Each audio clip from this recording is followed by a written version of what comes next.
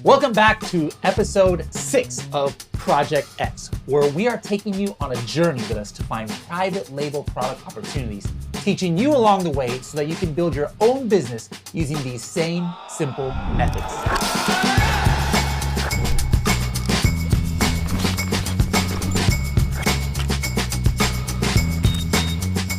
So in the last episode, we went over what exactly indexing means and why it's important. And then we actually did the index check on our products to make sure that they are searchable. We also went over how to set up your first PPC test campaign, and we went ahead and did those for all of our products. And finally, we went over how to analyze the results of that test data. So now, if you have not watched that episode, make sure to go back, watch episode 5 again, and then you'll be ready to start here on episode 6. So on this episode, we're going to tackle the next steps in some data mining and maybe some making decisions, because we're going to take these products and actually launch them. But first, we have to source them. So what we're going to do now is we're actually going to dive in deeper into some of our competitors' listings. We're going to find out maybe some weaknesses that they have or some things that people like. We're going to look at things like customer reviews.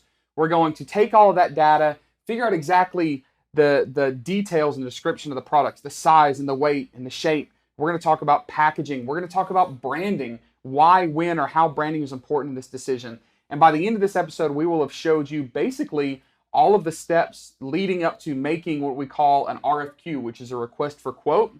And then we're going to source those in an even further episode. So welcome again to Project X. I'm your host, Bradley Sutton. I'm from Helium 10. I'm joined by Tim Jordan from the Private Label Legion. Now, if you would like a detailed written version of this episode, make sure to go to helium10.com/X6. That's helium10.com/X6. So, Tim, for all of these products, there's a lot of things that we kind of want to talk about at this stage. I mean, we're talking about size, maybe what material we're going to use.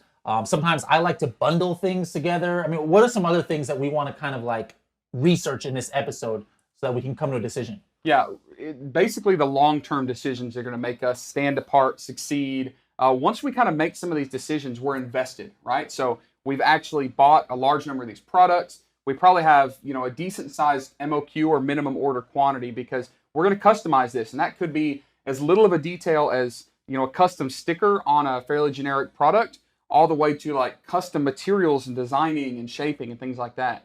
So what we're going to do is we're going to take a really in-depth kind of analysis of all of the different components that we can look at, starting with our competitors' listings. Mm-hmm.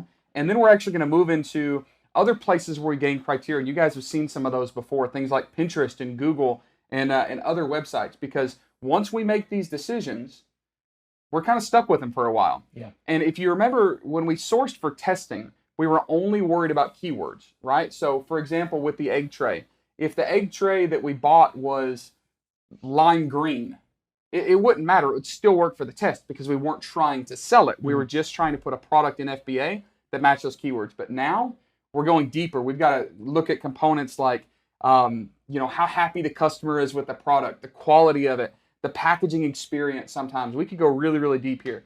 But what we need to do now is let's take all 3 of these products. I know in past episodes, we've kind of just looked at the egg trays. Let's actually go through these 3 products, and we're just kind of brainstorm and run through these rabbit trails to show you some different ways that we gain ideas of how we're actually going to get this produced. Now, here's the thing. One of the reasons why I'm excited about this episode is because in the past, anything I've seen in like courses or just people doing tutorials, it's a little bit easier for this stage because they're usually picking these products that are already like selling like crazy amounts. Hey, this is something that's been selling for a while. We've got some competitors who have like 1,000 reviews. We've got some competitors that are selling hundreds and hundreds and thousands of units, so we can check what maybe is frequently bought together, right? So it's a little bit easier to do it in those ways, and you've probably seen, some of these tutorials. But in this case, this is not going to work out that way. I mean, you guys saw when we were doing the product research, there's no wooden egg tray that's selling thousands of units right now, so we can't find a competitor that we can read 1,000 reviews and see what's going on. There's no axe that is selling 1,000 units a day either. So we can't do the traditional method. So I'm excited to go into some of these things that Tim is going to show us, because these are ways to do product research for products that I think most of you guys, if not all of you, have never seen. we're going to talk a little bit about potentially bundling products here on Amazon. Bundling products usually works really well when there's a lot of tendency for a buyer to buy two different things at once, in their shopping cart. Like I'm not just going to go buy one thing, I'm going to buy two things. I'm just curious, how many of you out there as Amazon buyers actually buy more than one thing at one time? So we were talking a little bit about the potential of bundling products. And if we were doing a traditional product launch or what everybody teaches you how to do, like maybe it's something that is already selling a lot, so you have a lot of history that you can look at, but that's not the case here. But let's just say that it was. Let's say that we're not doing, the products that we're doing something generic. Give me something to search for. Like Lunchbox. And while he's looking that up, I'll even explain that more. The term bundling and the reason that people were launching bundling listings is technically they were probably trying to sell a saturated product, right? So Lunchbox we know is probably saturated and super competitive. So one advantage that we could have to try to sell some of these is if we bundle them with something, and we'll show you how to do that. So what I would have done here, if Lunchbox was one of these three products that we had picked, I would just went ahead and clicked on this. And I'm going to scroll down here, and boom, this is a perfect example, Tim. Let's zoom in here. Explain to the crowd, what is this frequently bought together? Yeah, so of course Amazon wants to sell more products, right? So they're giving us suggestions. And this is a suggestion based on what people literally have bought together. So when someone has bought this, they frequently also put, one of these cold packs in their shopping cart and bought them together.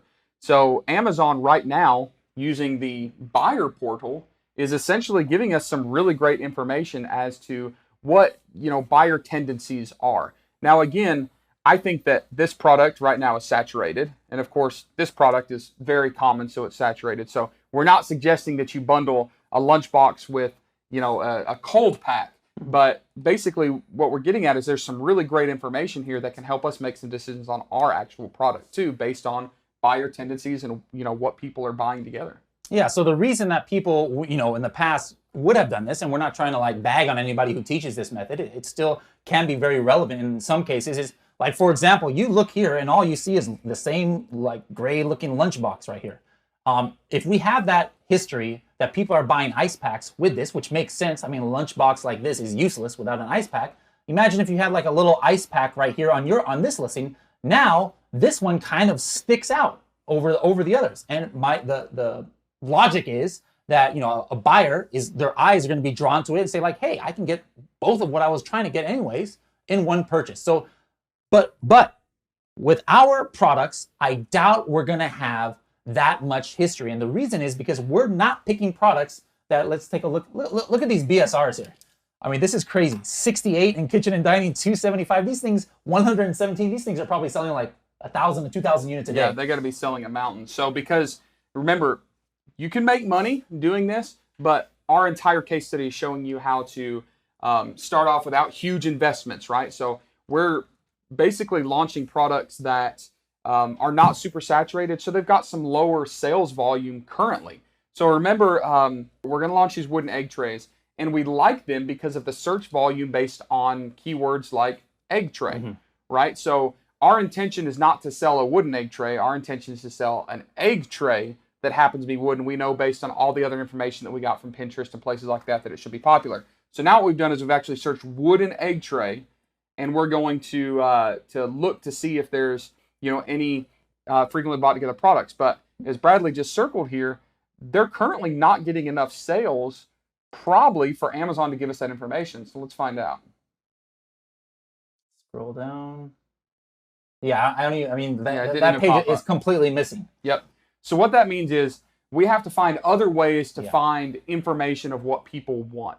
And that's kind of what we're going to show you now on these next three products. We're actually trying to sell not a wooden egg tray, but an egg tray. That's the keyword, our main keyword we're targeting. We want to differentiate ourselves. We know it's going to be wooden already, but maybe if we go to egg tray, there could be some ideas here that we can add as a secondary product to this, or maybe an idea that we can see that we. Let's just go to this number one here. Yeah. What in the world? Melamine egg tray? I'm not sure that's a thing. I have no idea what that means. What do people buy with a melamine egg tray? Food storage container. So this is interesting. So what this is It looks like this is a presentation tray. So Mm-hmm. grandma's house, that's what she'd present Thanksgiving dinner. This is storage to get it to grandma's yeah. house. And this looks like, so this is interesting. It's a cake decorating tool, but it probably is used to squeeze out the, the middle part of those deviled eggs, right? Because this looks like a deviled egg tray. So this is like a great example of not just bundling two things together like an ice pack and lunchbox, but going a little bit deeper into like actual uses, right? So this is actually a really cool example. We can go back and let's find another one just to kind of keep walking through this. Mm-hmm. Let's go to something a little closer to what we're going to use, which is something like a refrigerator tray. I still cannot believe this is like the number 3 spot for egg tray, which has tons of search volume, and they have one listing picture. Yeah, well, this one we can see why. Rachel Ray, Ray. but still, yeah, Rachel Ray, but still, I mean, it's you gotta wide have a better open. listing than that. Yeah, crazy. Well, that's interesting. Berry It's baskets. just berry baskets, which I'm not exactly sure why. Actually, I didn't even know there was a such thing as berry basket. I suspect this has to do with these egg trays. People that have like these farm fresh eggs that they're like raising in their backyard. They might also pick berries too, right? So this is a lot of like probably natural food, healthy food. Who knows why people buy what You see they how buy. easy it is to digress, though. We could like go on a rabbit trail right there and try and start investigating berry baskets, because who knows, that could be a potential Let's do category these there. egg flats. Oh, look, I was right. So What in the world? this is, it looks like a high calcium Cricket supplement. feed?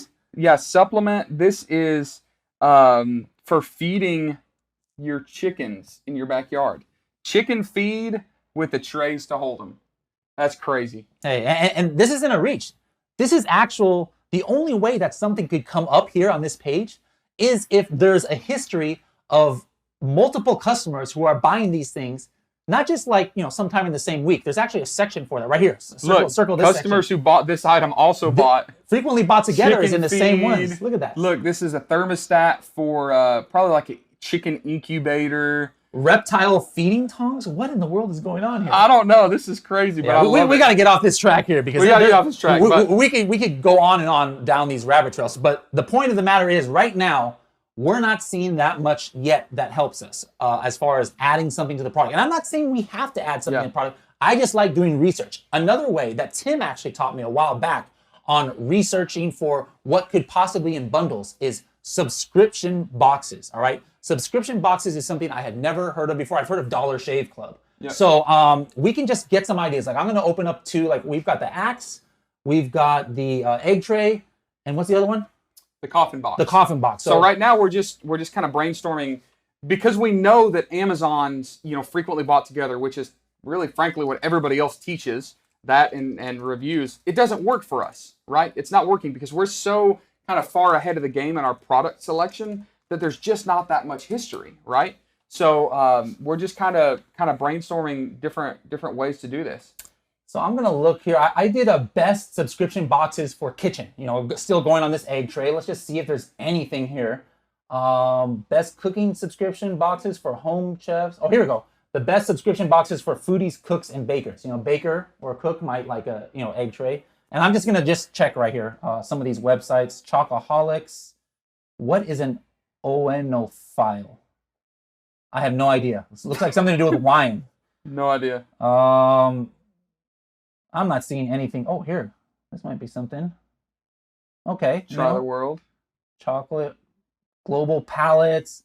See, like here. This might be something. The taste of home devotees. See, what is it? Strawberry Quarter? Holler? Yeah, pull What the does that core mean? up. So, there's little things in here, like maybe if I went to these websites, I can actually find something that maybe could also go with an egg tray. Let's just briefly look at this other one here. Best subscription boxes for men. Here we go. The 2019 best subscription boxes for men. We've got Dollar Shave Club. Like I said, that's the one Shocker. that everybody has heard of. Birchbox looks like men's Shaving stuff. shaving stuff. Do you use Birchbox? We have a luxurious beard there. No, it's all natural. Bombfell clothing, not very applicable. Oh, Loot Crate. I've heard of them. I'm a sci-fi geek right there. Let me look at what they got. Not a whole lot of kitchen No. Ooh, related stuff. Naruto. and look I like great. anime. I got my Attack on Titan shirt right here. Let's see. Look at that. Look, that almost looks like I don't know what that is, like an ashtray, but it almost looks like our coffin. Our Yeah, the coffin books are like coffin a shelf. coffin shaped thing. Let's take a look at Bespoke.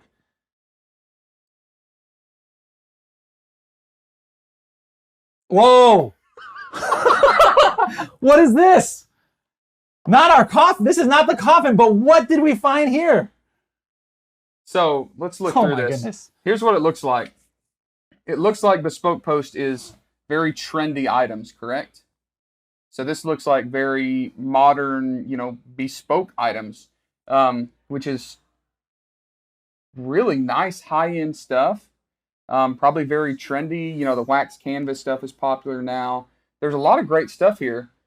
But what's crazy is, and their primary image That's is those ridiculous. axes that we had found. So this would be good. Like if we have more time, I'm going to dig into this website and get some ideas. Like what are they bundling the axe with? Because these kind of companies have all kinds of data probably about what. I mean, that's the whole reason why they're successful. Yeah, they spend a ton of money on research, so they're doing the research for us. So let's do this. I mean, we can run down these rabbit trails all day, but let's actually find some information because we know we can't use Amazon, and we know that there's other places we can get information.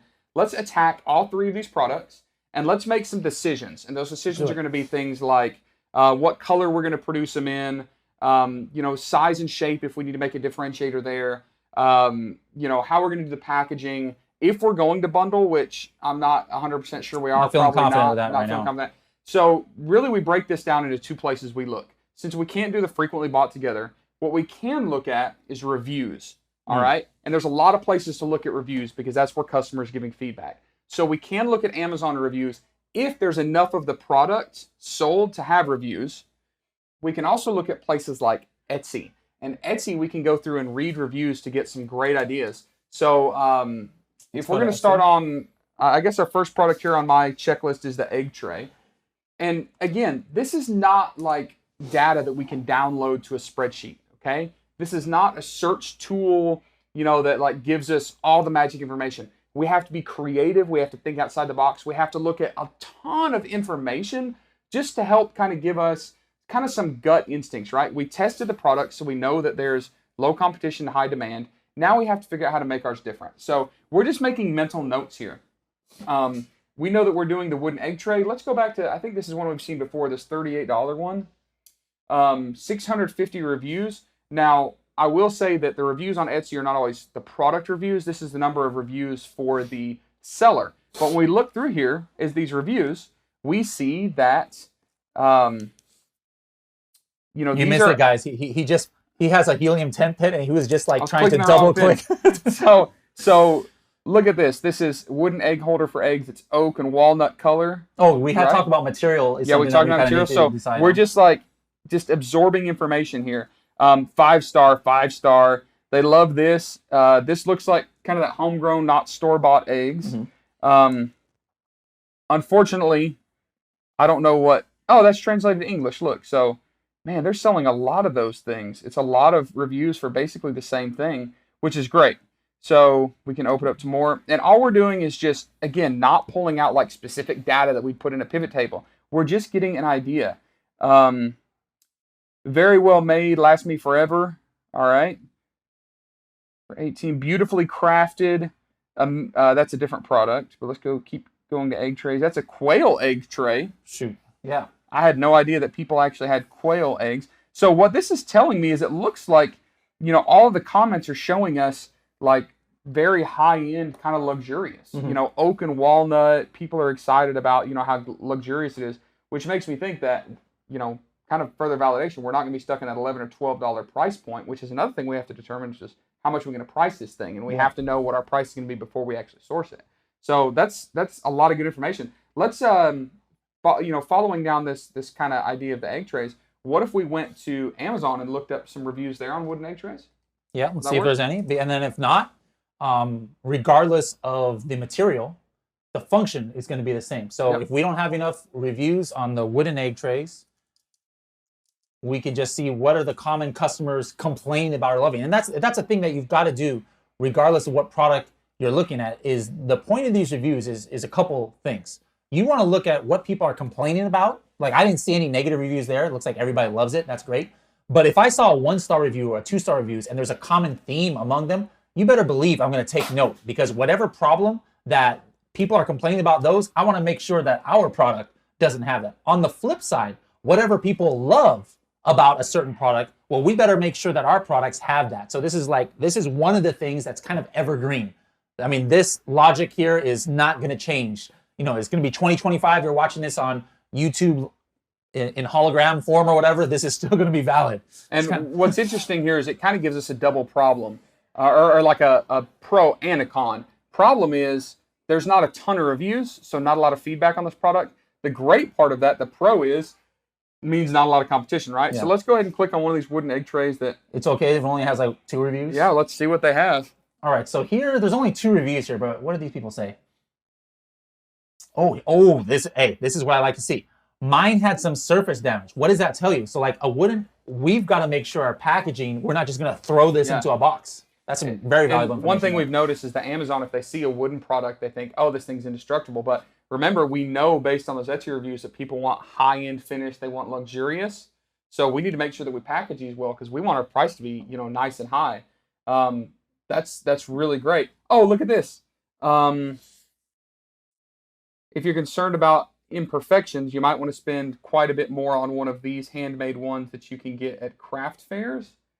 Nobody buys at craft fairs. No. But what it means is they are literally saying that they would pay more for one that was better protected. Yeah. Simple. So just better packaging. So that's great. Let's check another review. So this is the one I think that we just saw, right? Yep. Unless that's another one. Okay. I see 1 5-star review there, 1 5-star review there. That one's got 9. It's a little bit different product. It's a little bit different, but take a look. We'll take a look. I like it's their out brand. of stock, which is funny. Roll brand. All right, so where's the reviews? Here we go. The bark came peeling off. Oh. So they didn't like that. It's almost too rustic, right? So this is something that we need to know because we haven't placed the order yet for these. So this is the kind of thing that we're going to tell our factory, hey, we've heard that sometimes these things, you know, some part of it might have glue come off. Make sure ours doesn't. Why did this person? Oh, the same thing. Both of these people had the bark. Well, luckily we're not going to do the bark, but I like this. Check this out. I do, even though it's a 5-star, I do wish the egg openings were a bit larger for large eggs. Oh. So we need to make sure that our trays can handle large eggs. That's definitely something that's really good for us to know. Let's see, 5 stars, 5 stars, 5 stars. You know what's funny is I keep seeing these deviled eggs. Maybe when we actually go to optimize this, that's another keyword that we can add in. So lots of reviews. Basically what I'm seeing here, again, just the real quick snapshot is let's shoot for high end. People love them. We need to have really good packaging. Absolutely. Right? Just for kicks and giggles, let's look at what problems or things that people love. Let's go back to this one for a traditional egg tray. And on this one, I'm going to look for something that would kind of be for display. Where was that one that you saw that was kind of for display? Well, that was the deviled egg tray. Let's do this one right here. This is probably pretty similar. Okay. So 32 reviews, ceramic egg plate. So the other way, once you get, 32 is probably not enough. And can we use give it a try. Review downloader here? You and I are thinking exactly the same. Perfect. All right. So this is a great Helium 10 tool that we didn't use it on the earlier ones because there was just not that many reviews. It didn't really, make much sense. But when you get into products where you want to really scan deeply into those high number of reviews, this is a great tool. If this was more, like 32, I can pretty much read in a couple minutes here. But if this was like 1,000, that would be tons of information. I would probably want to kind of weed them out, filter them out. Like, hey, let me first look at all the 1 and 2-star reviews. I can do that right here. Or let me see all the 5-star reviews. But in this case, since there's only 32, I'm just going to extract them all. Should be, real quick. Here's some good information too. We want to know what are maybe the popular sizes, that we can do. It looks like this listing had 3 different variations. We see here there's a 12 egg holder, a 34, and a 6. One thing we wanted to talk about was like size, where in this case, size is going to be about like maybe how many eggs will fit into it. We got to decide about that. This listing right here, the Lei Yu be, What is up with these brand names here? Laobi. Laobier. All right. Help me, Laobier. You're my only hope. That's a Star Wars reference right there. Sorry. All right. Review count. Look which ones are dominating the reviews. The 12 and the 34. Okay. So if we were considering like maybe we should only do like a 6-egg tray, look at this. Look at their 6-egg tray. Only 5 reviews out of 40 reviews. So I know that that's probably not one of their best selling ones. But the other thing, if we hit this analysis button, it's going to tell me some of the most common phrases that's coming up here. And the number one here out of 32 reviews, in the fridge. All right. In the fridge is something that is coming up. And again, this is only 32 reviews. Theoretically, it's better to do this when it has like, 200, 1,000 reviews. But look, doesn't take up much space in the fridge. Space they take up in the fridge. I wanted something in the fridge. So that's something that we got to make sure, hey, ours is wooden. Let's talk to the factory. Are there any issues if we market this as being able to put in the fridge? I don't know if there's sanitary issues or something going on. No, but I can tell you with wood that we need to make sure that it's a hard wood. We don't want like a soft wood that expands and contracts. So we don't want pine. We don't want cedar, which goes back to a lot of those other listings that we're showing like oak and walnut. So I think that we're probably on the right track with kind of what we'd already planned. Okay, before we go on to the next product, one of the other things that we wanted to talk about was variations if we're going to do it. Me personally, you tell me if you agree with me or not, but me personally, especially for a lot of our users are brand new, I would recommend not doing a variation because that's just almost like if you're going to do 3 products. All right. So like, let's say, hey, I'm thinking, should I do a 6, 12, and an 18 egg variation? But your MOQ is going to be still like a 500 units for each one. And now it's like you're launching 3 products. So my personal opinion is when you're first starting off, maybe just try and pick a standalone product. Yeah, and I think specifically on this egg tray, let's stick with one type of wood. We're not going to have variations. Let's stick with probably the 18 hole because that tested well. We're good with that. Pretty common size. And we know as far as like the color, those darker, richer colors seem to be extremely popular on every platform and every listing we looked at. So I think we're good.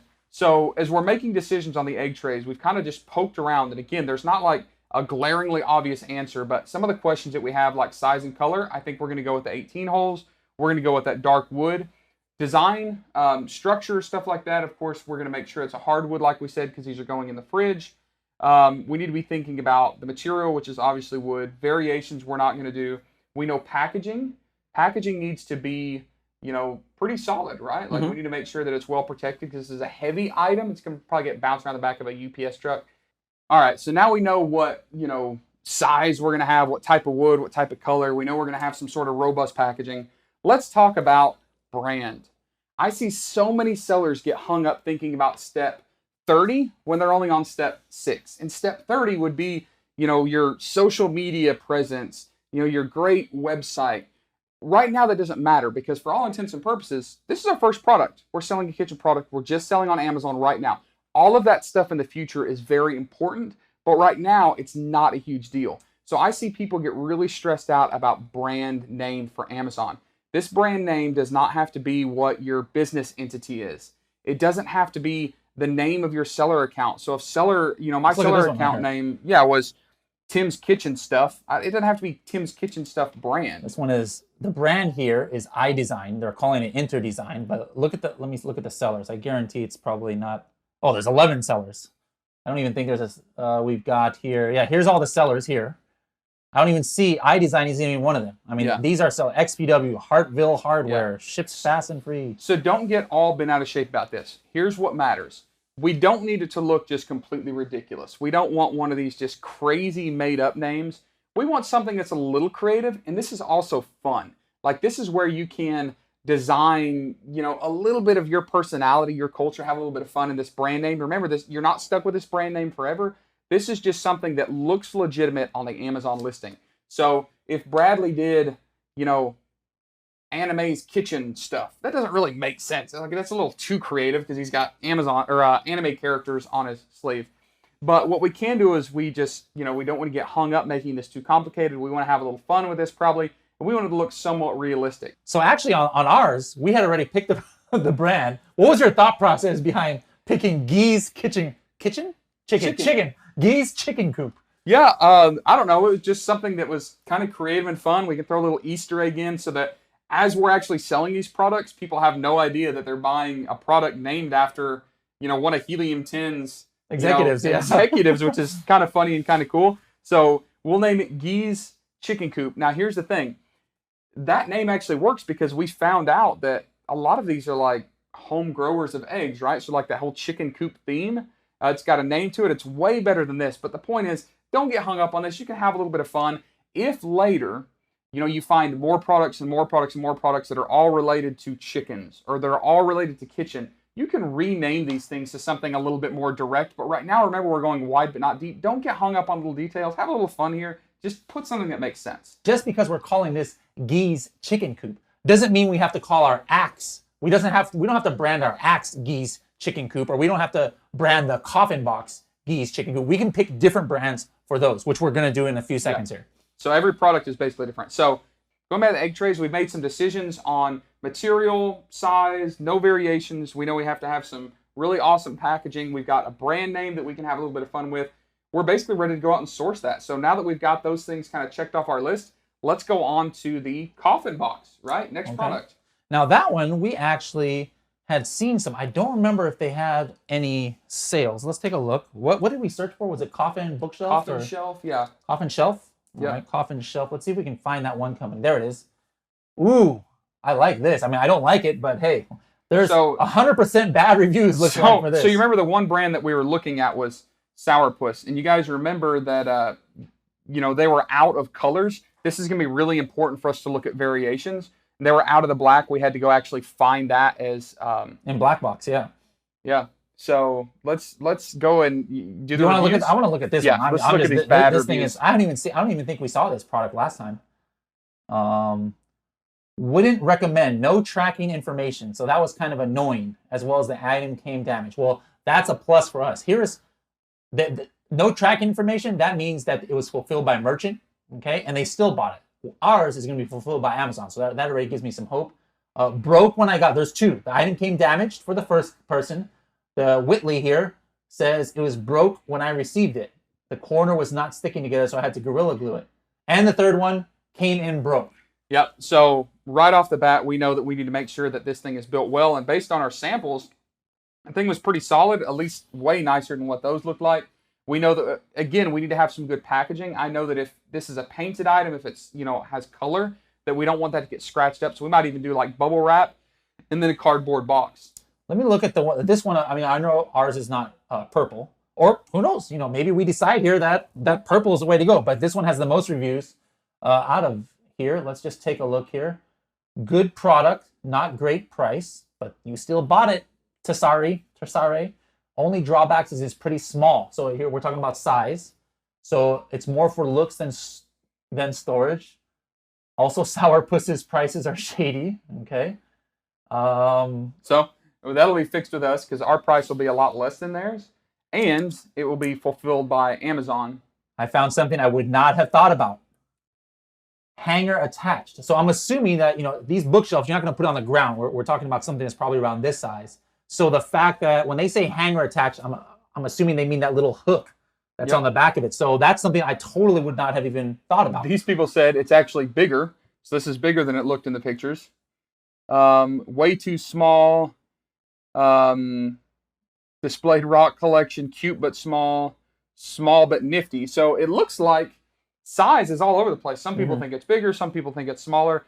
I think that the size that we bought samples of is probably appropriate because that's what I'm already selling. We just need to keep in mind that we make sure that those dimensions are very clear because we don't want negative reviews based on somebody just not reading the listing details. So we'll make sure that that's all good.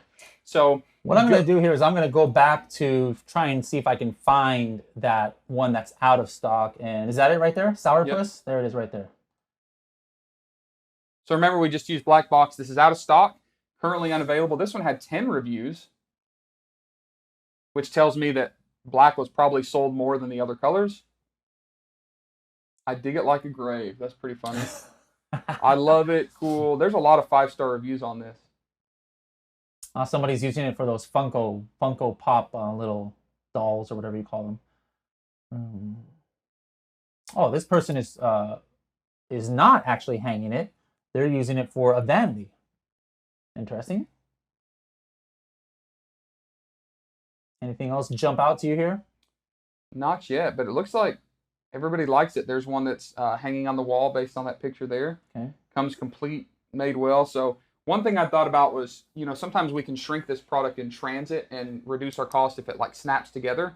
But it looks like everybody, has kind of liked the fact that these are already built. I'm curious about this. It says nowhere near accurate to dimensions listed. What are they even? I mean, usually that's actually against terms of service. If you're trying to say it's a different size, then it's advertising. So 14 by 8 by 3. They're saying it's not 14. That seems. But that's about right. That's Yeah. that's basically what we got our samples of. So what this tells me again is it looks like people's perception of size is different. So we would probably go ahead and make sure in our actual optimized listing that we make it very clear what the size is. That way we don't get like maybe put like a Lego or something there, or just so that people yeah, have we an can put idea. something or just put infographics with the description. Yeah, because Okay. if I just saw this, I mean, this to me almost looks like it could be something that is on the ground and like Yeah, the could size be. of a kid or something. So that was a good point there. So we know that based on the number of reviews, the black one is the more popular. We also know the black one is sold out. Yeah. So when we're making some decisions on this, we know again packaging's got to be good, right? We know that we need good packaging. We know that that was one of the biggest complaints is these things were destroyed. We need to be thinking about the wall hanger on the back of these things. So, like we see that people are hanging the walls. Even if our sample didn't have it, it can't cost much to put that little hanger on it. So we would do that in production because we want to keep this simple. And they stocked out of black, but they're stuck with the other colors. Again, let's not worry about variations. Yeah, Let's keep it simple. Let's just go with the black version. Let me see. Material is just regular OSB. That's no problem. It's painted. What's it doesn't OSB really mean? matter. It's that particle board. Oh, okay. Right? Okay. OSB. So that's basically the samples that we got. Looks like basically all the decisions are made here. Looks very like simple. This is another one that there is not a frequently bought together because again, there's not enough history.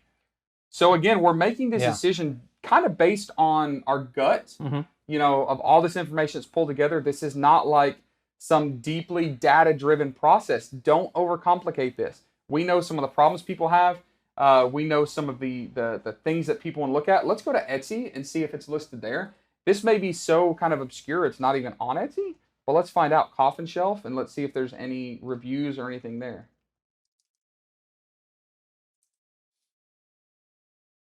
So we need to find another small one. A lot of these look large. That one's The close. hand Yeah, that's looks close. like it could be only one So left. it's a tabletop one. The best creepy decor for my room I could have asked for. It's beautiful. I don't know about beautiful, but hey, to each their own. This person, a lot of people are just giving it stars. That's one good thing about Amazon. They force you to actually write something. But again, this is telling us that people are generally happy with the product, which is great. Bone collection. Okay, this is Well, the look at perfect that. way to display my A bone collection. Cupcake stand for Vampirina. Birthday party. There's a keyword right there. Yep. When we come back and do the episode about keyword research, I've never even heard of the word Vampirina, but it obviously is a thing. Yeah, so again, not like some crazy data. It's just verifying that we're on the right track. Nothing is standing out to us as like a red flag or anything crazy. I think we're good to go. I think that all we now have to come up. Oh, are you going to make? I'm just going to make something here. Notice how everybody was positive on this one. And then the other ones, they were like saying negative things because, hey, it looks too, or it's a lot smaller than I thought. But look what these guys did. These guys did exactly what we're talking about. It's like maybe we should have at least 1 or 2 images with something in it to kind of give perspective. And because of that, there was not one review here that said, "Oh man, it looks So we'll make sure to smaller." remember that. But I don't think that it means there's a problem with the size. I think the size of the samples that we did are fine. We just have to make sure that we make it a little more clear. So this is good. So I guess at this point we got to pick a brand name. And since you're on a roll with that Gee's Chicken Coop, what do you have anything in mind? We did Gee. How about our CEO, Manny? Can you come up with one for? I guess Manny deserves a shout out. So again, it's just an interesting name that is kind of fun for us here. Just proving an example. We've seen a lot of like kind of odd and curious themes around this. So bone collection. Yeah. So what if we name this? Let's call it just for fun for us for Project X. Manny's Curious Oddities. How about Manny's Mysterious Oddities? It's going to be something like that. It's Something going like to be that. good. So we're going to come up with a good Easter egg. And Manny's not here. He doesn't know we're doing this. So little does Manny know that he is going to have a coffin box product Named after him. named after him on basically the largest selling platform, at least in the English language. That's pretty cool. How cool is that? Pretty cool, I think. All right, so we've got two things. Let's go ahead and check on these axes. We know that if we're going to source these axes, we need to make some decisions. We've seen several different variations of these products. We've seen several different, like additional items. I remember when we were doing our original research. What was our main keyword? Or one of the keywords? What's it like? Forest axe? Forest axe. Did I spell forest right? Yeah. Yeah, those runs for Brooks. So, all right, this is great. We know that this isn't saturated because the listings are terrible and they're still ranking high. Our price is going to be much better than this, but this one does have 347 reviews. So this is probably a good candidate to use the review downloader tool. Let's do it. Let's try it out. And we're looking for any piece of information that can help us make a final production decision. I'm going to go first just to see if there's any 1-star reviews. I mean, this thing has 5 stars. Here we go. Here's all the 1-star reviews together. What do we see issues. Here? It looks like the way it's manufactured. Blade broke. Oh, this is interesting. I received a knockoff product. So that's something we got to be careful about, is people maybe hijacking our listings. We're going to talk about that, how you can protect yourselves against that in a future episode. All right, so look at this. The axe arrived fine, but I never got a sheath. That's interesting because it's the little cover that goes on the blade. Oh. The listing didn't advertise it, but he's saying a camp axe without a sheath is pretty much worthless. So let's stockpile Happy that. Meal without fries is pretty much worthless as a axe without a sheath. So now I will remember the word sheath forever. Yep. So it's saying it's not built for real work, not happy with this, does not hold an edge. So that's just kind of standard negative reviews, right? Nothing really shocking there. Nothing that really gives us any information either. Let me go ahead and now look at everything, all right? Let's see if, whoops, did I do 4 stars? Nope, did them all. Analysis. All right. Ooh, number one. What is the number one thing, the number one phrase that comes up in the reviews for this product? Razor sharp. Razor sharp. And it's got a 4.9. 4.9. So that means it's positive. So they want it to be, let's hit this and just see some of the things. Be careful, these things are razor sharp. The Rolls Royce of axes. I like that. We'll be the Bentley of axes. All my tools came up razor sharp. It is razor sharp. Arrived razor sharp. So right away, this is going to be something that we're going to talk a little bit about later when we're making the copy of our listing. This is something that can help make that emotional connection. But at the same time, we want to make sure the fact that everybody who wrote the word razor sharp had pretty much a 5-star review means that that is something that's important to the typical avatar or typical customer for this. So when we talk to the factory, we're going to want to make sure to say, hey guys, don't make this dull. Make sure it's razor sharp. What else do we have here? Out of the box, small forest axe, very sharp. Another person says super sharp, worth the money. All right, that's the main thing that I saw here. What about this? The axe head. What are people saying? There was a crack on the bottom portion of the axe head. It delivers more power to the axe head. It was missing the metal wedge that holds the axe head to the handle. Another thing, I don't know what that means. Yeah. So right now, the big keywords I'm looking at are people want this thing sharp and they want it built well. Yeah. Right. So it looks like a lot of quality control issues where people were really expecting, a great quality piece, and maybe we're a little bit less than overwhelmed by it. And sharp, which to me is important, because if we're going to ship something sharp, if we're going to sell something sharp, we need to make sure that nobody gets hurt. We're going to make sure it doesn't destroy the packaging. So that leads me to go back to this whole idea of, is that a sheath? That is a sheath. That is what a sheath is? Wow, okay. I had no idea that was on there. So that's a bad they saved that for like the 7th image or 5th image right there. All right, so because it is sharp and people wanted a sheath, even though that other guy had a bad review, let's do this. Let's do forest axe sheath. Ooh. All right, so now we know, what Wow. basically what. Whoa, $42 just for that sheet. And that's $42. fulfilled by merchant. Yeah, this is insane. So We're going um, down another rabbit trail, guys. all Bear right. with us. Bear with So us. let's jump off of Amazon. Remember, we found that item in Bespoke. keyboard. Steal it away. Bespoke Post. And remember how impressed we were with Bespoke Post and like the quality of their listings? So presumably they would have a really nice. Look at there, cut me off. Another one. Look. So even Bespoke, they have that leather sheath. It's a little different design, but I think that's important. Let's do this. Let's jump over to Pinterest and let's type Forest Axe. Look at I that see a shit. pretty common theme, and that theme is that there's a lot of different variations, but it looks like everybody wants a leather sheath, Yeah. which is crazy interesting to me because remember on our listing, hardly any of these are even shown with a sheath. Here's a couple There's on one, here. You have yeah. the pin, yeah. So one or two, and that's basically it. Like every 10th one. So here's what I think. I think that we're looking at several different things. One, axe. It's got to be metal, so material. We know that we need to have a hard wood because people expect that thing to last. When we look at packaging, I'm actually not sure about how he packages, but I bet our supplier could help us because when we find a supplier that makes these, they can recommend packaging. So we'll kind of work through that in the sourcing episode. I think it's safe to say that we need to try to source a leather sheath for these items because that differentiator is going to be really, really important. Variations, I would see that. I know you're pulling that up, which is great. What I'm actually looking at is something that I'm not sure. I'm just, I have no idea what I'm about to find right here.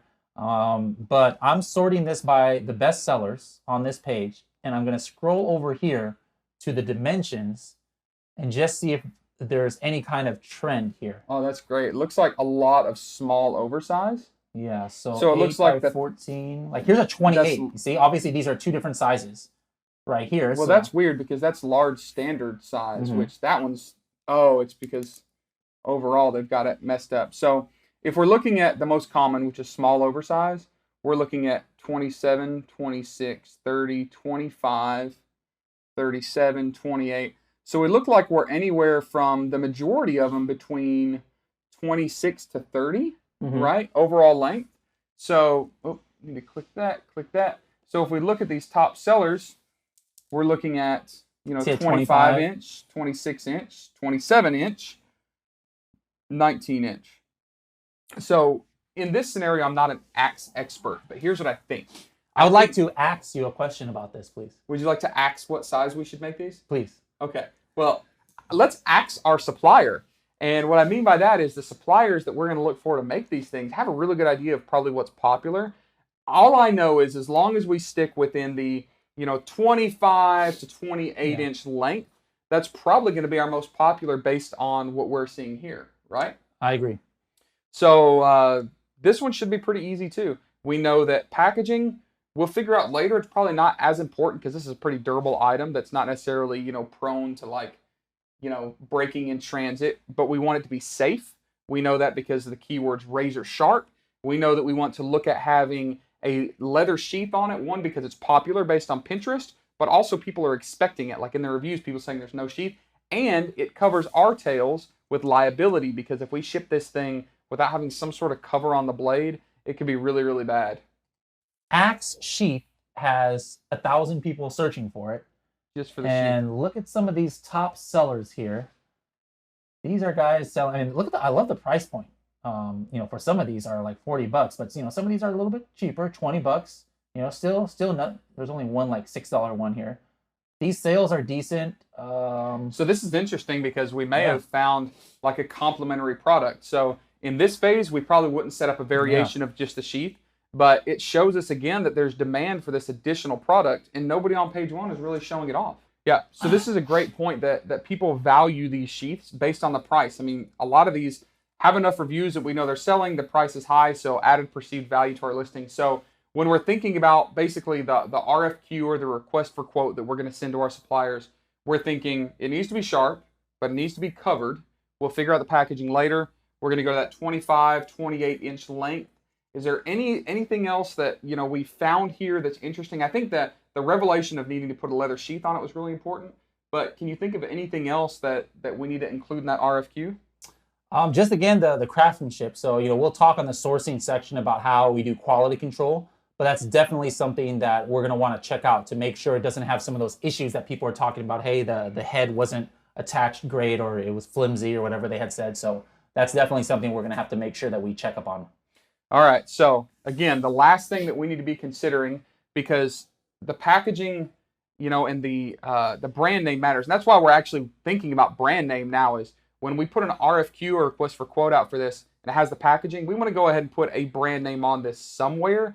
And the reason for that is that people can't hijack our listings, right? For them to actually hijack our listings would be a nightmare if, we have our own custom design and logo. I'm not talking about trademarks right now. I'm just talking about putting something unique where they couldn't hijack our listings and try to sell it. So we need to come up with a fun brand name for an axe.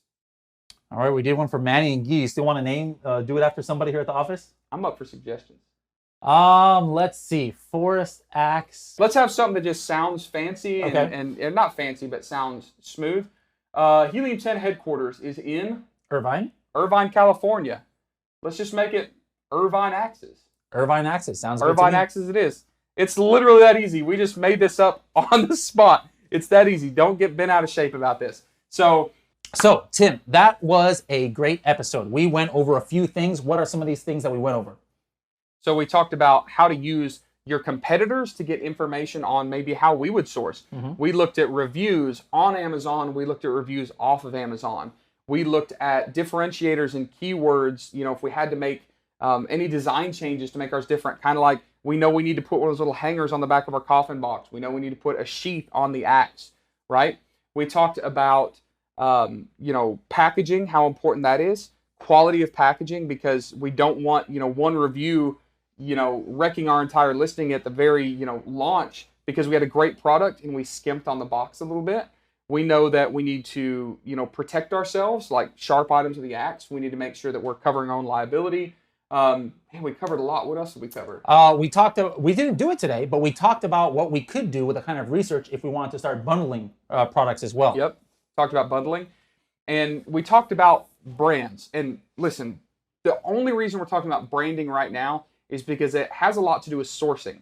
Because when we source these products, we'll want our brand name somewhere. We'll want it on the packaging. Sometimes you can print it right on the product. And that will actually protect us from hijackers. So that's the only reason we're talking about something that probably is a little more advanced, in future episodes. We're talking about it now because we've got these 3 items and we have a list of the things that we want. And now, again, I'll go back to that same acronym, RFQ. We can build out an RFQ. Hold on. I just realized, guys, we're not rehearsing this stuff, and we always come up with stuff like in the middle of while we're filming this that we forgot. And I just realized something we forgot. Do you know what we forgot to do? And we could do that really quick, even though we're at the end of this episode, like in 3 minutes. One of the most important things. If I hadn't forgot it, I'd know it. Pricing. Oh, pricing. We got to talk up a little bit. Let's just go through real quick on each of these, what kind of price points we're going to do. And this will just take really quick. I'm glad that we were doing that review because now I realize that we didn't do that. So we're here on the... And here's the reason pricing is important, is we can reverse engineer our pricing, and we'll talk about this a little bit more in the sourcing episode, but we're going to reverse engineer basically how we're going to price these items to know what we have to budget to buy these things. So like the axes, we've looked at these a lot before. A lot of these name brands are $100, $200, but some of the unbranded items we're looking at $30, we're looking at $29, we're looking at $35, kind of that price range, $39. So I would think that we would need to stay in the $30 to $40 price range. We might be able to get a little bit higher with those leather sheaths, adding that perceived and actual value to the listing. So those numbers are going to be important. So we're going to be targeting, and that's all we're doing right now is getting a target. We're targeting, the $30 to $45 sales price, and that will be important when we get the quotes. The coffin shelf. I remember the coffin shelf. Those things were selling really expensive, especially when you included the shipping. I mean, we're looking at $26 plus another $7 or $8, $36 plus $11. So I think that, we want to have higher volume these. I think these prices are too high for. There were for some what people they're who were getting. complaining about that as well. So even if we drop the price down to $25, Free shipping. yeah, with free shipping, so $25, we know that these things, at least based on the samples, should only cost, $3 or $4 or $5 landed. So if we stuck within the, $19.99 price range, we're good. So target price range based on being able to be less expensive than them and still profitable. Let's shoot for about $20 and hope that our sourcing quotes come in with, high margins, high ROIs based on that. So And we'll show you once those $20. sourcing quotes come in, how to calculate, just get a rough estimate on how profitable. But again, we're not trying to lock that down right now. We just want to kind of talk about our methodology and our logic in getting a target price. Sure. Third one was a wooden egg tray. And this is interesting because we're actually going to look at two things. The wooden egg trays on this listing, we're looking anywhere from, remember we got to look at the big ones. So anywhere. I'd almost want to look on Etsy instead of here. What do you think? Well, remember Etsy was really expensive, $35, $38, right? Egg tray. Yeah, I see $32. Apples to apples 33. comparison, and those are the 12-hole ones. Yeah, 38. Yeah, so we're looking at $38 for the 18-hole one. Like There's a we're gonna 25, go but that's only a what? $25. These are expensive. That's only a 12 hole. And then if we go back to Amazon Mhm. and just type egg tray, Okay. remember these prices are lower. So it's easy to look at this and say, oh gosh, we have to be inexpensive. We can't compete. But remember, because ours is a different variation and we have social proof based on, Etsy and the other wooden egg tray listings that they're more expensive. I think also this one we should be shooting, if we do a really nice job, $29. Yeah. But I think if we wanted to sell volume, we might stick with $20, $19.99, $19.97. So let's just assume that we had to be more competitive to get on this page at $20, so $19.97. Let's put that kind of in our back pocket as far as a target price. That way we know what our costs need to be when we actually start getting these quotes back from suppliers. So now I think we got everything covered now that we wanted to in this episode. Good catch. So from here, we've got this information to put together in our RFQs, and that's what we're going to talk about in the next episode. In the next episode, we're going to actually build RFQs, request for quotes. We're going to talk about some of the more popular and some of kind of our preferred methods for sourcing. I actually used to own a sourcing company in China, so I've seen all of the methods and have a little bit of expertise in this.